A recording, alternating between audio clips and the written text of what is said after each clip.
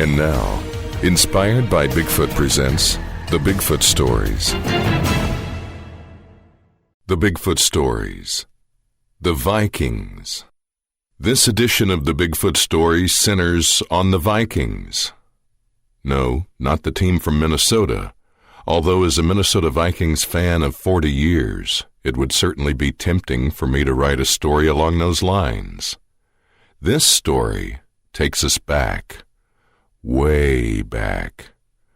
The year, 986 AD. The location, the northern tip of Newfoundland in modern-day Canada. Eric the Viking and his men established a settlement at Vinland. Living on farmsteads surrounded by grain fields, they made an effort to settle the New World. They weren't, however, the first to arrive. Native Americans had been here for many years before, and the Sasquatch many, many years before that.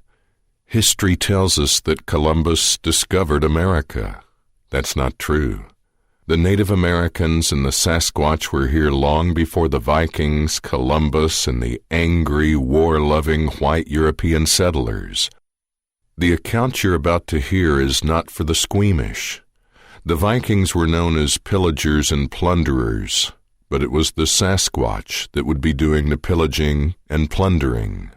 It's reported that upon seeing the Sasquatch, Eric reportedly described it as horribly ugly, hairy, with big black eyes, a horrible odor, and piercing shrieks. He called the creature Skelring. Skelring is a slur in Viking language, meaning barbarian. 3 of the Vikings would find this out the hard way. One night, while out scouting the new land, a lone Viking heard a howl in the night. The hair on his neck stood on end.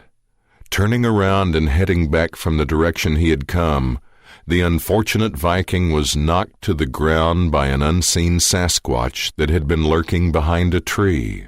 The poor soul had no chance. In one swift move, the nearly 10-foot-tall Sasquatch grabbed the Viking by the legs and used or abused him by turning him into a baseball bat and smashing him head first into a tree. The sound was awful. His head smashed as flat as a pancake. The Viking never knew what hit him.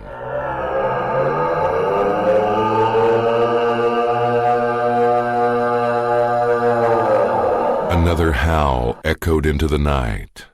This was heard by the Vikings back at Vinland, and 2 more unfortunate souls, hearing the howl, went to investigate.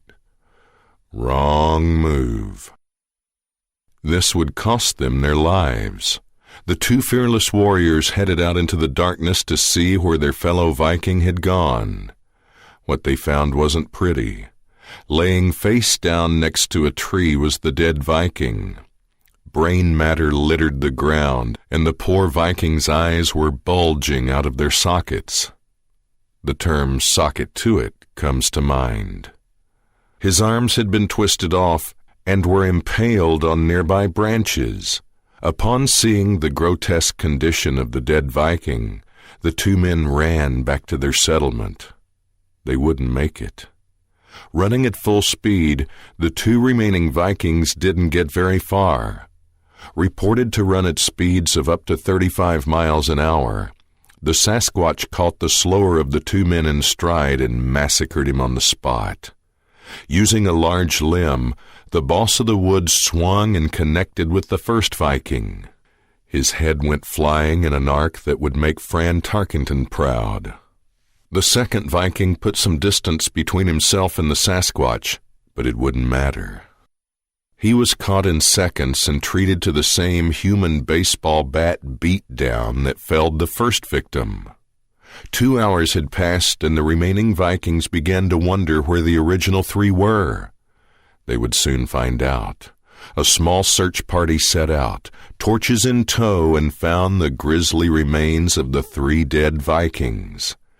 Even battle-hardened pillagers and plunderers like the Vikings were stunned by what they saw. Severed heads, arms impaled on trees, The sight was enough to make them vomit.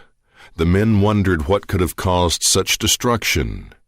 The answer came in the form of a huge footprint in a small patch of dirt. It was easily twice the size of any of the Vikings' feet and nearly twice as wide. That it was a bare footprint sent chills down the men's spines. They turned around and hightailed it back to Vinland. Plans were made to abandon the settlement since it was obvious that they wouldn't last long against the Skell Ring. The Sasquatch had made itself very clear. This is my land, and 3 of your hooligans paid the ultimate price for coming here. Stay, and the rest of you will die a horrible death. Message received. The Vikings left Vinland with more questions than answers. In those days, when man traveled from one land to another, he expected to encounter dangerous animals, not hairy giants. History will say that the Norsemen made no permanent settlements in Vinland, and to an extent, they're right. The reason they didn't stay, however, lay littered on the landscape in the form of smashed brains, headless corpses, and arms impaled on trees.